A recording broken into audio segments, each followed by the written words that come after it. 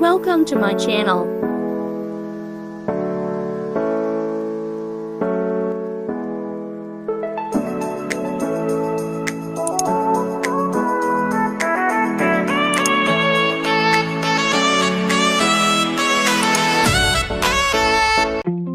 Assalamualaikum warahmatullahi wabarakatuh. Halo teman-teman semuanya. Perkenalkan, nama saya Andi Saryanti dengan NIM D1B1221. Saya salah satu mahasiswa dari Universitas Megarizky Makassar, tepatnya di Fakultas Farmasi. Kontennya saya akan bawakan hasil dari tugas mata kuliah wawasan ilmu farmasi dari dosen atas nama Fatih Safarudin MSI. Video yang saya akan bawakan berkaitan dengan video yang sebelumnya teman-teman, yaitu mengenai definisi obat dan penggolongan obat dalam dunia farmasi. Nah, sekarang saya akan membawakan video selanjutnya mengenai bentuk sediaan obat, definisi obat antibiotik amoxicillin dan mekanisme kerjanya. Sebelum saya mulai, tolong teman-teman berikan like dan subscribe ya teman-teman, agar teman-teman bisa mendengarkan penjelasan saya dan bisa menambahkan ilmu serta wawasan luas mengenai seputaran obat. Teman-teman jangan bosan ya mendengar penjelasan saya, tonton sampai akhir.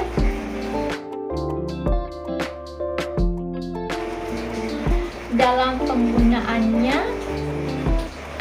obat mempunyai berbagai macam bentuk. Semua bentuk obat mempunyai karakteristik dan tujuan tersendiri. Di antaranya sebagai berikut. Yang pertama, pulvis atau disebut dengan serbuk merupakan campuran kering bahan obat atau zat kimia yang dihaluskan, ditunjukkan untuk pemakaian luar. 2. Pulveres merupakan serbuk yang dibagi bobot yang kurang lebih sama, dibungkus menggunakan bahan pengemas yang cocok untuk sekali minum, contohnya adalah puyen. Yang ketiga, tablet atau kompresi merupakan sediaan padat kompak dibuat secara keempat cetak dalam bentuk tabung pipi atau sirkuler. Kedua permukaan rata atau cembung, mengandung satu jenis obat atau lebih dengan atau tanpa bahan tambahan. Tablet ini dibagi menjadi beberapa, yaitu yang pertama, tablet gempak paling banyak digunakan. Ukuran dapat bervariasi, bentuk serta penandaannya tergantung desain cetakan. Kedua, tablet cetak dibuat dengan memberikan tekanan rendah pada massa lembab dalam lubang cetakan.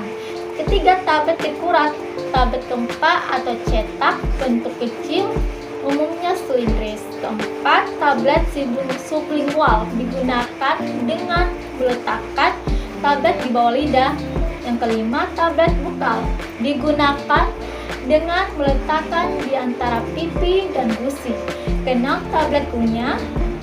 Cara penggunaannya dikunyah, meninggalkan sisa rasa enak di rongga mulut, mudah ditelan, tidak meninggalkan rasa pahit atau tidak enak.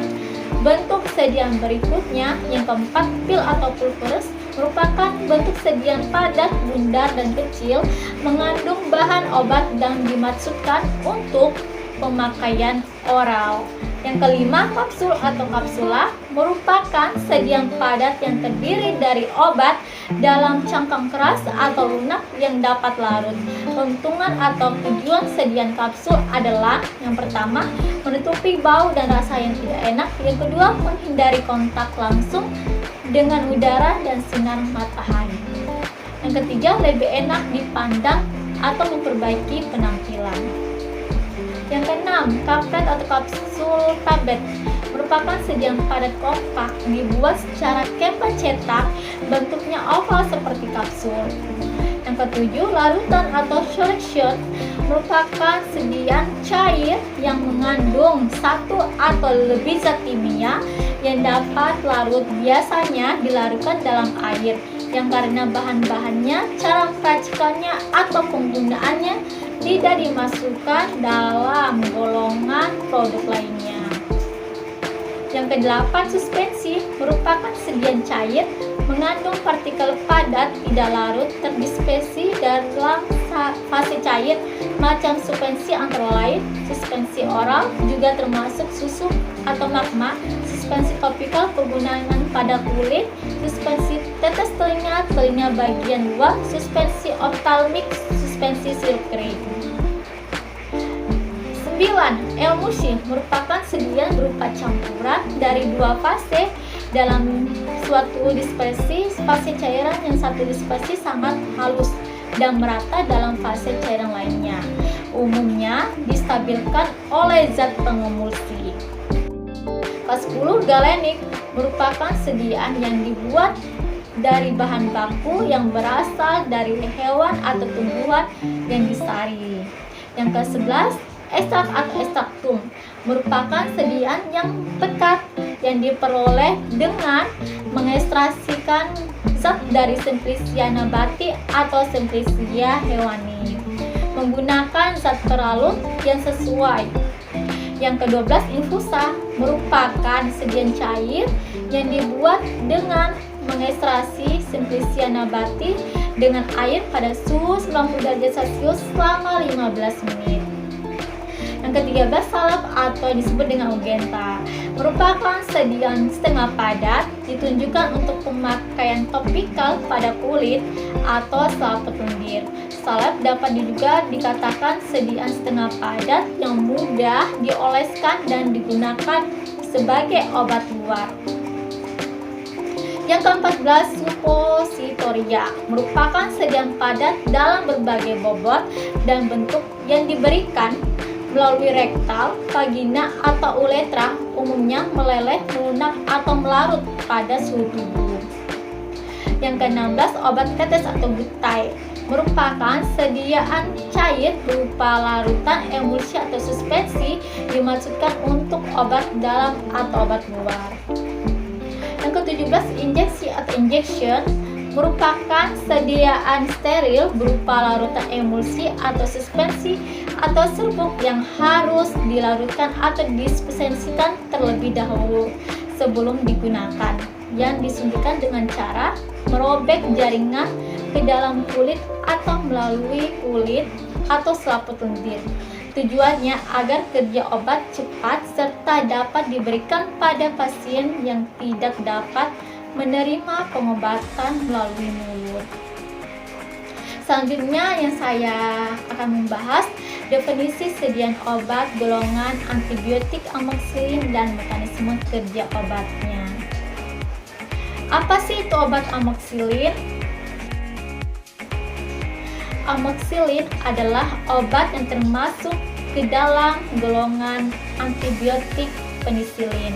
Sebagaimana obat antibiotik, fungsi obat amoxicillin adalah untuk mengobati berbagai macam infeksi bakteri. Pasti teman-teman sudah mengetahui dan sering melihat sediaan obat antibiotik amoxicillin. Sediaan amoxicillin adalah bentuk peroral, yaitu tablet kapsul atau tablet salut selaput 250 mg dan 500 mg. Ada juga bentuk sediaan sirup kering 125 mg per 5 ml dan 250 mg per 5 ml. Cara penyimpanan obat amoxicillin. Amoxicillin sebaiknya disimpan pada suhu ruangan dan dihindari lingkungan yang lembab, panas atau terpapar langsung dari sinar matahari. Sediaan sirup dapat disimpan dalam lemari es tetapi tidak dibekukan.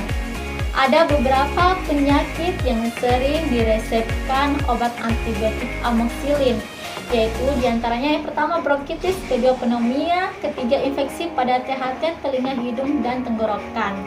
Yang keempat infeksi kulit, kelima infeksi saluran kemih atau yang disebut dengan ISK. Mekanisme kerja amoxicillin ialah mencegah pertumbuhan bakteri dengan merusak lapisan tubuh sel bakteri. Lapisan tersebut berfungsi untuk melindungi tubuh bakteri dan mencegah agar tubuh bakteri tidak hancur. Jika lapisan tersebut dihancurkan, maka bakteri akan mati.